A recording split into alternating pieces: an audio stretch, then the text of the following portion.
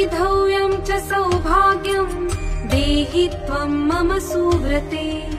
पुत्रां पौत्रांश्च सौख्यं च गृहाणार्घ्यं नमोऽस्तु ते अवैधव्यं च सौभाग्यं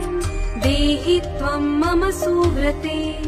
पुत्रां पौत्रांश्च सौख्यं च गृहाणार्घ्यं नमोऽस्तु ते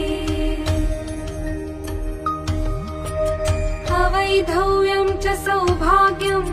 देहि त्वं मम सुव्रते पुत्रां पौत्रांश्च सौख्यं च गृहाणार्घ्यं नमोऽस्तु ते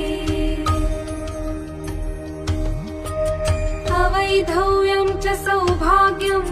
देहि त्वं मम सुव्रते पुत्रां पौत्रांश्च सौख्यं च गृहाणार्घ्यं